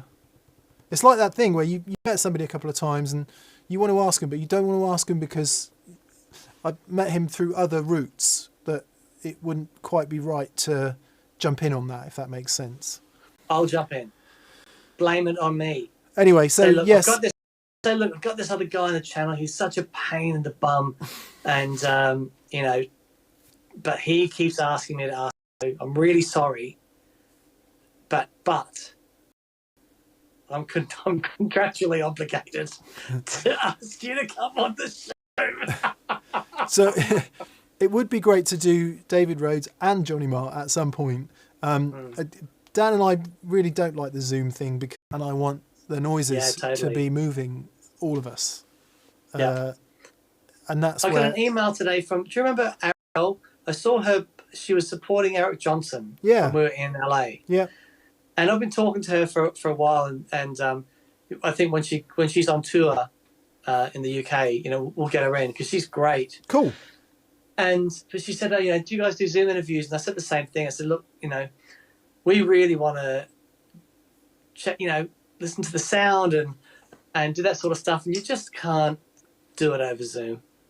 Yeah. So I think that's right. I think, unfortunately, Dan, we're internet problematic again. Oh dear. So we'll just work through the super chats and then we'll get to the super chats and then we'll give up. It's I don't know. It's really annoying. Apologies to everyone for that. Jared Held says, "Still on the fuzz quest. I have an MJM London fuzz, very nice, which is on the way. Love you guys. Always highlight of the week." Thanks, Jared. That's very kind. Right, Logan Leishman says, "Hi guys, I currently own a Hot Rod Deluxe limited edition. I'm looking at a Marshall JMP from 1975. Wondering how the volume would differ and the headroom." Interesting. That is a amp. I don't know whether it's a head or a combo. I would like that amp. Yeah, I had the JMP, and they call it the last of the non-master volumes. I don't know when Master Volume came in, but the JMP amp that I had was a non-master. And man, it was just amazing. I just got a text from Phil X. It says, "Yo, baby, hope you're good." Oh, no way. Yeah, there you go. Yeah. It's got a new single out, and it's called "I Love You on Her Lips." Right. I Love You on Her Lips Phil. by Phil X. Where can people get that, Dan? Let's see. I guess Google Phil X. I Love You on Her Lips. I don't know. Please go and buy Apple Phil Music, X's single. Spotify. No idea. Yeah. So, we love Phil. interestingly enough, Dan, the first master volume Marshall was in late 1975. Wow. And they were called MVs. And the first model, interestingly enough, was the 2203. Okay. With the JCM 800 model number, but it shows how bad my Marshall knowledge is. Amazing. Yeah, so there you go. So your 1975 JMP may or may not be a master volume. I'm assuming that if it's a JMP, it is not a master volume, and if it's an MV, it's a master volume. There you go. Again, I apologise for my awful... No, JMP ones... JMP still was into 1976, so it may or may not be a master volume. Buy it, whatever. Sorry, as to the headroom question, 50 watt, no, it won't probably have the clean headroom of a Hot Rod Deluxe, bizarrely. Depending on how you run the guitar. I mean, if you crank it, turn the guitar down, it will be nice and clean. And probably, depending on what condition it's in, it will probably require a bit of love. It will probably be pretty noisy, pretty hissy. Amps of that period, unless they've been really well looked after, usually a bit crackly, hissy, squelchy, problematic. It's a whole other thing, vintage amps. Yeah. But if it's been well maintained, or you're prepared to take it to someone to have it breathed on, I don't know whether it needs filter caps replacing or any other little bits that need doing, that is a special thing. Why not Maple? Says FedEx just dropped off my Harmonious Monk. Legend. I can't wait to get off work and go try it out. Thank you both for the lessons in tone.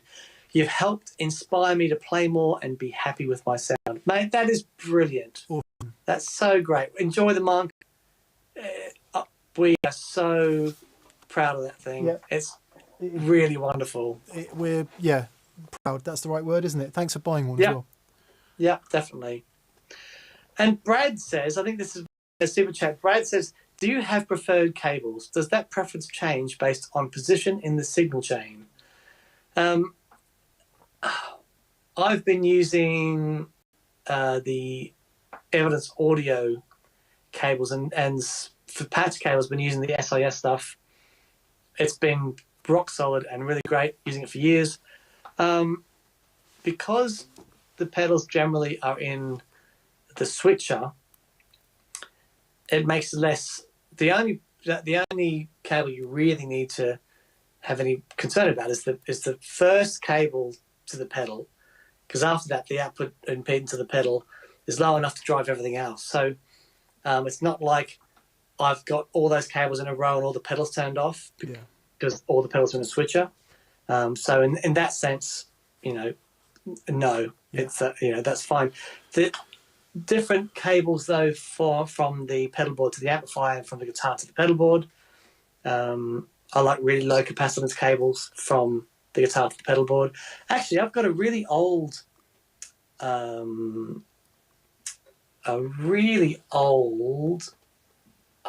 are the? Oh man, come on, brain. It's a solderless cable. George L's. George L. I've got a really old George L cable that I've had, I don't know, 20 years, long time. And it just sounds great. Is that the one with the red ends on it? Yes. No. It's a red cable with black ends. I don't know. But there's a black one with red ends. It's not that one. It's a red one. I really like these. Yeah. The Klotz Lagrange. Klotz are great. That's my favourite cable, I would say. I did have a Megami Platinum, which I really, really loved, but it's gone screwy after 15 years of being stepped on at gigs, so I need to mend it. But They didn't. It wasn't called platinum back then, but I think that's what it's called now. Anyway, Klotz Lagrange. Those are the cables I would use and do use, as you can see here. They're great. Yeah. Right. Daniel Webb says, I asked you a question last week and you confused my Meris Hedra for a reverb pedal. Oh, we confused the Hedra for the Hydra. Yeah. You say Hedra. So I what say did we say the Hydra. Meris Hedra is in the end, Dan? The Meris Hedra is a harmonizer. Yeah, it's... Man, actually, I spoke to Jamie Dixon today, and we were talking about... Yeah, and just talking about some very clever people, including the guys at Meris. Yeah, amazing. So the Hedra being like a... Jamie Dixon is the editor of... Jamie thing. Dixon is the editor of Guitarist magazine. Sorry, just to fill that bit of... So he took over from you, is that right? He did, yeah. Yeah, he was deputy editor when I was there, and then when I left, he was made up to editor. Awesome. Yeah. We love Jamie. Just such a great guy. He was one of the guitar players at the Hendrix gigs that you played. Yeah, it's really, really lovely. Yeah. So anyway, yes, the Hedra is a pitch-shifting, harmonizing contraption. So I would say for that, it's directly after your gain pedals. Same place you'd put a whammy pedal or an octave pedal. I'd always put those sorts of things directly after the gain pedals. They'll track better after gain. If you try and put delay and things into them, they'll still work and track brilliantly. I mean, the Meris stuff doesn't really have those sorts of issues, but I find that for any harmonizing, I'll start with it after the gain pedals. Yep. There you go. Yep. Cool. Sorry, I have literally no idea, so Dan's around for that. David Harrison, shout out to Mick for videos on the pickups for Blue. I replaced Yosemites with Lollas and the tone is amazing. Do you have any tips on working on thumb wrapping chords? Thumb wrapping chords? Yeah, where you put your thumb over the top, presumably. Is that what he means? Oh, those things. Yeah, right.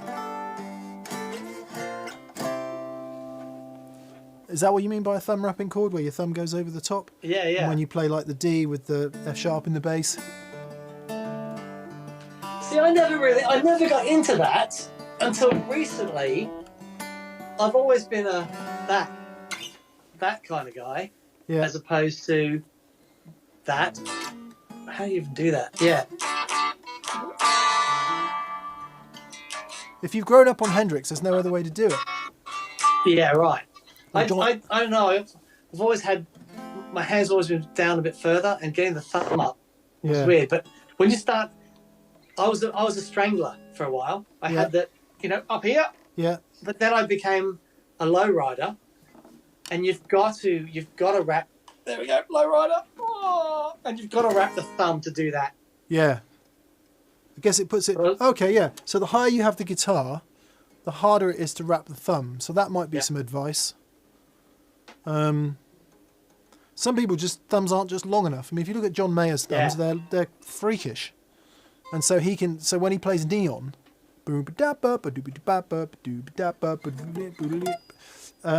his thumb's doing things that, stretches and stuff. So, physically, have you got thumbs long enough to do it? Number one. Two, learn some Hendrix stuff.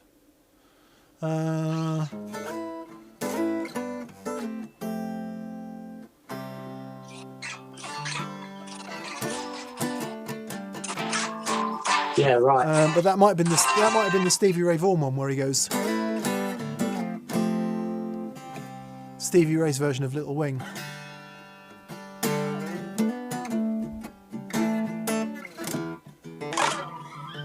But yeah, those. So if you play a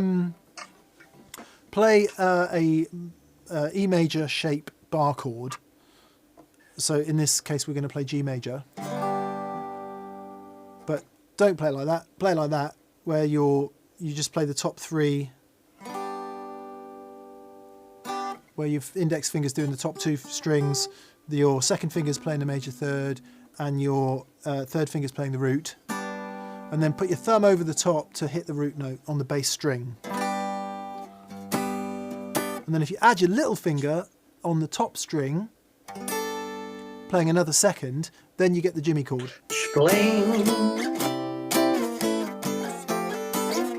Splingy, spling, splingy, spling. Yeah, so maybe start there. That would be our tip. And then also, the if you're playing like cowboy chords, G, D, and then play the F sharp in the bass of the D. It's quite a nice run from E minor.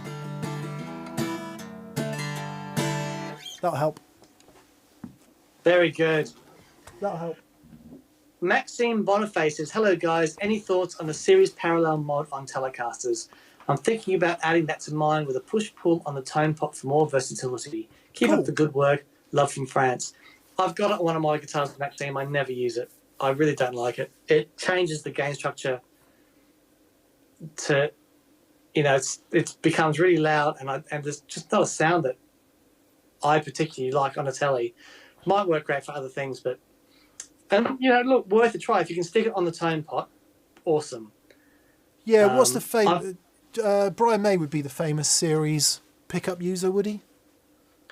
Yeah, but he's doing things with phase and everything in that scenario, isn't he? Yeah. He's got 1,200 different possible combinations, and he uses all of them. Yeah. Yeah, that option on the telly, I've still not run out of options with just a 3-position switch, but it does. Yeah, it's the issue for me. Well, 2 issues. I don't really like the sound of it, and also if I kick it in, the output is so much higher. Yeah. And so I can't use the other. If I set everything up for that sound, I can't use the other sounds. Yeah. Interesting. I've never tried it. Yeah. Soren Ledit from Denmark's on. Hi, Soren. Always great to hear from you. He's delving into our dim and distant past, Daniel. Heavens. He says, great vlog on Thursday. I love the sound of that Marshall. I also put the Strymon Big Sky back on my board this weekend, and to commemorate the moment, I watched Dan talking over the trails for 15 minutes in TPS episode number 1. Oh wow! So that was TPS number 1. Yeah, we did the Big Sky. Do you remember? That was the first ever. We were talking about reverb. I know, these two sort of shy little men boys in a black shed. Boy, oh boy. Trying to be polite and informative. How times change, Dan. Indeed. You're so much more willing to punch me now than you were back then. I wouldn't punch you. You do jiu-jitsu. You totally lock me down and squeeze me nads.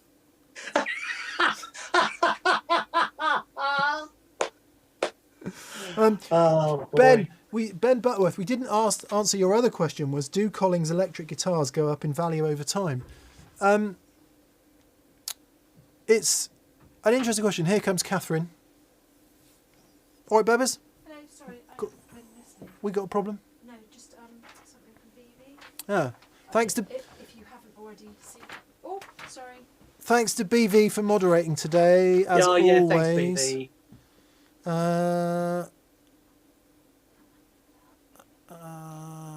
Oh yeah, okay. So, hello. Right, quick pup date. Pup date. Hello, Rosie. How you doing? Hello, There baby she dog. is. Hello, beautiful girl. Come on. Hey, Rose, beautiful come here. girl. I know you don't like being picked up, but I've got to pick you up because we've got to go on camera. We've got to go on camera. Camera? We've got to say hello Ooh. to the peoples. There she is. Our Sprocker Spaniel. Hello, Rosie Poo. Hey, Rosie. Hey, darling girl. Licking and biting my nose, which is all good. Rosie, look at the people. She's so ace. There you go. Oh, you blind baby dog. You big soppy. Right, off you go, Rose. Good girl. Come on, go see mummy.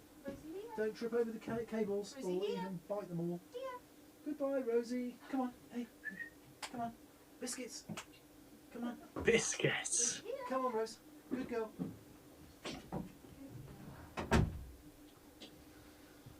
turned into a proper dog now, Dan. She is, mate. I was. You can see she's got that proper dog chest now. Yeah. You know, that's sort of solid. I mean, Ziggy's a little tiny thing, you know, barely a paperweight, but you can see she's solid. Yeah, she spends most of her time with her nose on the ground, so I guess. Oh yeah, right. Anyway, Ben, sorry. Do Collings guitars go up in value over time? Collings is one of those brands. I think a bit like PRS, Anderson Sir. You know, all the sort of boutique guitar makers. They don't secondhand. They do hold value, but they don't hold value in the way that Gibsons and Fenders do. I don't think. Yeah. Is there any brand, any boutique brand that goes up that you can think of, as opposed to a vintage brand? Off the top of my head, I can't really think of. I mean, I'm sure they do over time. Yeah. So, given the relative value of money over time. Yeah. I went and had a look at some Yamaha SG, some vintage ones recently. Yeah. And they've all gone up, and the Ibanez Artists, some of the old ones have gone up. Yeah. But they're the, you know, when they get to that vintage thing and they start, that's what's adding the pounds on. Yeah. So over time, they're going to. I mean, whether they go up massively enough to make it worthy of an investment or not, I don't know. But certainly in terms of not losing too much money, you know, if you keep a guitar for 20 years, it's going to be worth, in real terms, more than it was when you bought it. A decent quality guitar, because the value stays in the guitar to a degree. And then, of course, the other factors, environmental factors in terms of what happens to Collings. So I don't know if the value of Collings guitars went up when Bill died. Or if the company ceases to be and they stop making guitars, or they change ownership and they start pumping out rubbish, then will the old? I mean, that seems unthinkable for Collings, but it's happened to other guitar companies. So, I don't know. Do they go up over time? I'm not sure. Given enough time. Yeah. Tell you what does go up over time. Watches. Ah, yeah. I thought I'd have a quick look. My watch is off at the menders, being serviced and having the face fixed. And I went onto a website and had a look at some watches, just because I like watches and I can't afford nice watches, or at least I don't afford nice watches. I was looking at like the dear old Rolex Submariner, which is, you know, average Joe's nice watch for his 40th birthday. You know, it's the kind of watch that I would like. 12 grand used. Oh my word. I mean, I can remember when they were 5. I just remember that scene from Planes, Trains and Automobiles. Where John Candy comes in, is trying to barter for his room for the night. And he comes in and he goes, Casio.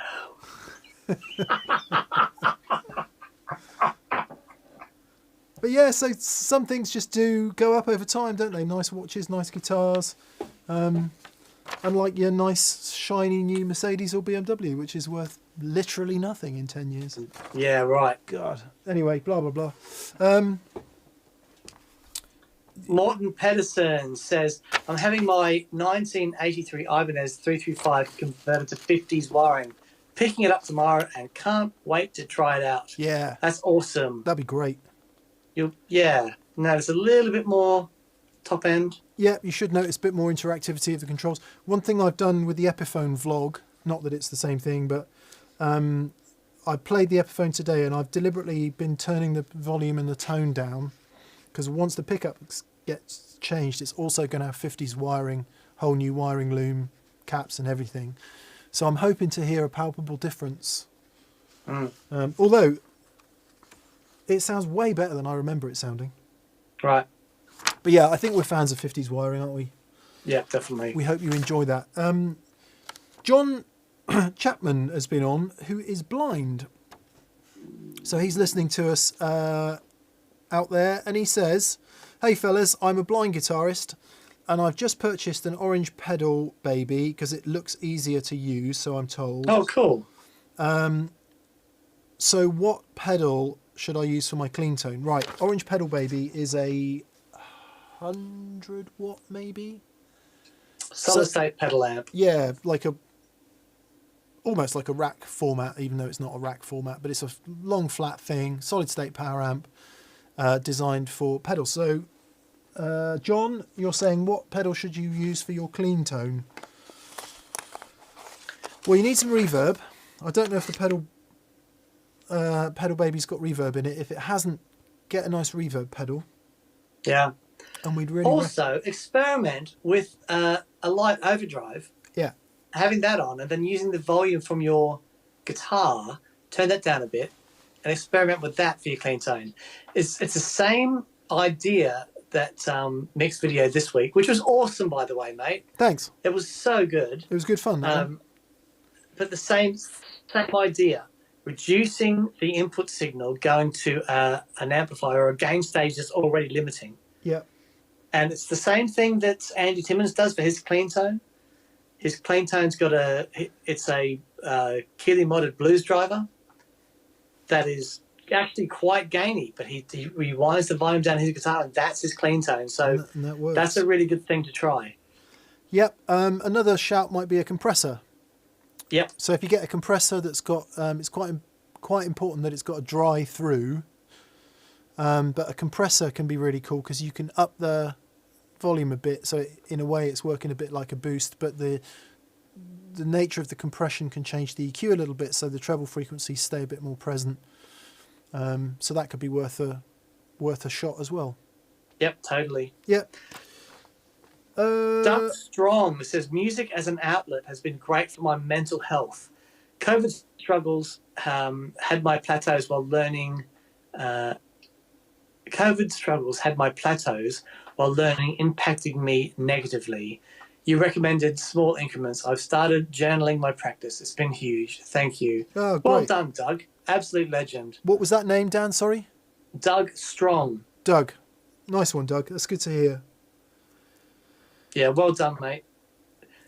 It's so interesting. I find that during all this, where my desire to create has been impacted, my creativity levels have been impacted. However, I've made it a point of sitting down every morning and doing some practice. And it's such a great way to start the day. Mm. It really is. And it does, it keeps you focused, you know, and then eventually, you know, clears a bit of brain fog, and you come out just feeling, I feel ready to face the day after just practicing for a bit. It's really great. That's cool. That's nice. Nice time. I'm looking forward to the day my dog doesn't demand the first hour and a half of my attention in the morning, and then maybe that may be possible. Just a small thank you for the amazing free content you make, says Vidar Frostad. Well, thanks, Vidar from Norway. That's Thanks, Vidar. Super kind of you. Chris Quinn says, please add in a Japanese or American Epiphone Riviera or other 335 mini humbucker style guitar. It's the ultimate mini humbucker. You won't regret it. That's interesting. Yeah, I'd forgotten about the old Riviera. Okay. Robin Ford's a big Riviera fan. I think on his last wow. record, he's got a really nice mid-60s one with mini humbuckers. Really cool guitar, actually. Yes, good shout. Thank you. Colm Koss says, try turning the stream off and on again. Bit late for that, Colm. We're a few minutes away from it being over. Sorry it's been disrupted tonight, people. We can't, unfortunately, well, we've got no control over whether the internet's working here or not. Right, Kevin Lee. Oh, this is a good shout. He says, hi Kevin, he says, how does the Gladio, the Cornerstone Gladio, compare to the Royal Overdrive by Van Vielden as the be-all Dumble-in-a-box style pedal? Interesting. Very interesting. Well, first off, I don't think the Gladio is the ultimate Dumble-in-the-box pedal. It is good. So, excuse me, Kevin is talking about these two pedals.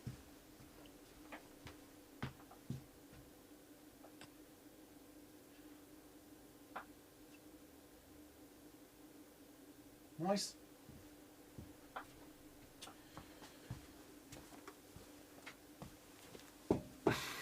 What's the answer, Dan? I'd The have to Van plug 'em in. Wielden is very special. Yeah, it is. It's an amazing thing. It's not a plug and play. You've got to really get your head around it because there's a bunch of toggle switches and each one has a massive impact on the sound. Yeah. Depending on how you're using it. But when you work it out, far out, it's epic. I might make that vlog actually. That's quite interesting. Yeah. Because I like both of them very much indeed. Yeah. The only thing to say is that the Gladio that we have is version 1 hand-wide through-hole 1. And I think the one that you can buy now is a surface mount design 1. Right. And I think the circuit is different as well. So I don't know if they still make this one. Yeah. Or if they're all the SMD slightly different design. I think they revoiced one of the channels, if I'm not mistaken. So we'd have to just tick that off before. We've also just got the single one, which is one channel or the other through. Oh, cool. But yeah, we like this very much, the Gladio. But Yeah. I really like this. Don't use it much because it's so flipping massive. Yeah. But it's an amazing thing. Yeah, I might. That'd be a good little thing to make. That. Yep. Yeah. For what it's worth, none of them really sound like Dumbles, because it all depends on the amp you're plugging them into. Very true. Very true. Very good. I think that's it, Mick. Okay. Thank you, everyone, for... Bjorn Lodvelarsen, I said, no question from me, just supporting the TPS team. Thank you, Bjorn. Thank That's you, very Bjorn. kind, mate. All right. Yeah, so sorry for the technical hassles today. Yeah, nothing we can do yeah. about it. Thanks for sticking with us, those of you who have. And I hope we've managed to get through a bunch of the questions. La la la. Billy Wagner says, yeah, you're never going to get the complexity of a Dumble with a pedal. No, you're not. No, You're it's tricky. Because it's about everything, isn't it? It's about everything matters. The power everything section, matters. the speaker, the fact that it's so loud you want to cry. That's part of the Dumble sound. Doesn't really exist at low volume, the Dumble sound, in my opinion. Yeah. And being that player who can command that sound at those levels. Yeah. It's far out, man. Yeah. I've seen Robin Ford a bunch of times, and for me, his thing is being able to play at that level with such clarity. Yep. You know, and it's like it's terrifying. Yeah. To me to play like that. Well, you've got to. So that's quite apart from being able to play like that, you've got to have music that requires that. Yeah. So, totally. It's no good if your first 3 songs are Living on a Prayer. Rain in Blood. Yeah, Rain in Blood and Sharp Dressed Man, yeah. David Broche or Brose says, or Davis Broche or Brose says, or Broche says, I've got an 86 BC Rich Mockingbird. I think you win the internet this week for that alone. Yep. Those guitars are incredible. The wood finish, there's a tone that those guitars have that you can't get anywhere else. They're incredible. So he's saying, I would love one of those, actually. He's saying, I love it, but I'm thinking about new pickups. What are your suggestions? I mean, if it's original, I wouldn't touch it. No. Far out. No, they're really special guitars. Yeah.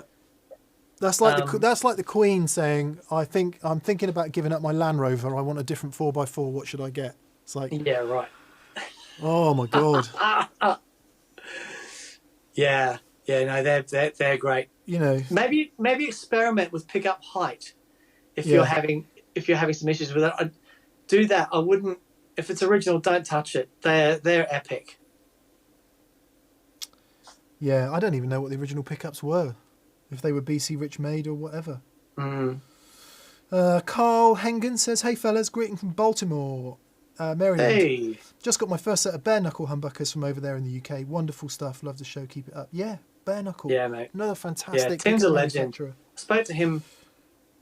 Oh man, must be 5 months ago now. Yeah, But he's such a great guy. He's so knowledgeable, Tim. crazy. And he is an absolute beast of a guitar player. That's the other thing, isn't it? Oh, Amazing player. yeah.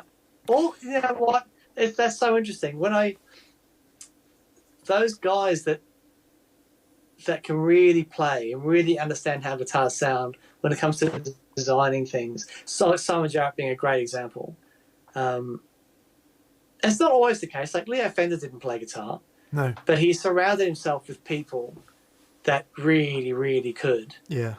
But yeah, those, there's some really great designers who are really great players. Indeed. Pekka Somoto says he got his TPS hoodie. It's awesome. It lends him serious credibility. Brilliant. They're nice hoodies, actually. They are lovely hoodies. I'm not a hoodie person, but I pretty much live in mine. Yep. Yeah. I had to get another one because my wife stole my first one. Ah, okay. Do you need another one? No, I grabbed another one. Ah, okay. James Donahue says, Mick, the pup looks marvellous. Enjoy. We are enjoying. We had a bit of a round robin earlier. I was trying to get a bag of muesli off her. Love that. Which involved some exchange tactics with a piece of sausage.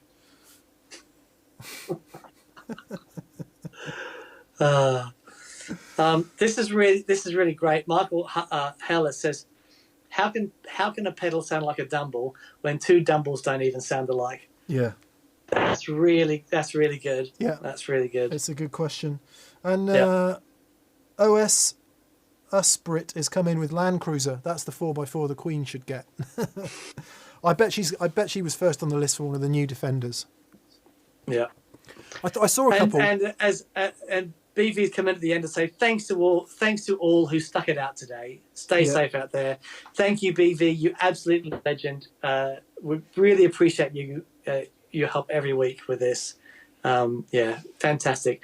And thanks to everyone that popped by today. Yeah, sorry for the technical troubles, but we got through it. I was going to say we'll see what we can do. Not a lot that I can do. There's nothing anyone can do. Unfortunately, it's we're because we live in the middle of nowhere.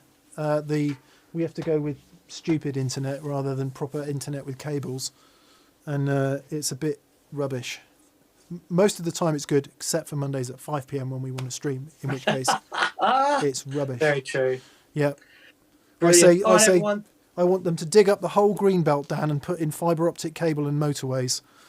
Yeah, totally. And then, or ban cars and the internet. One of those two things, I don't mind which. Brilliant. Thank you, everyone, for hanging out with us today. I'm joking, of course. Great to see you all. I'm joking. And stay safe. It's another day closer. It is. It's starting to feel good. Someone said man. earlier that apparently, I don't know if it was Denmark or Sweden or Norway or Finland or the Netherlands, or maybe even Belgium, France, Luxembourg, Poland, Germany. Keep going. Keep going. It was somewhere in Europe anyway. Apparently they're out on they've announced they're out on the 28th of Feb. Out of lockdown.